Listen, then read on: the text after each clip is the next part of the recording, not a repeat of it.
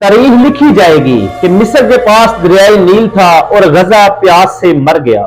तारीख लिखी जाएगी, हाँ हाँ तारीख लिखी जाएगी कि सऊदी अरब और अरब अमारात के पास तेल के समुंदर थे और गजा की अस्पतालों और एम्बुलेंस के लिए ईंधन नहीं था। हाँ तारीख लिखी जाएगी कि तुर्की और बहरीन इसराइल के साथ तेल सप्लाई की तजारत करते थे, लेकिन यह भी लिखा जाएगा कि एक दुनिया की नंबर 1 फौज थी और एटमी ताकत भी थी, वो भी किसी काम ना आ सकी।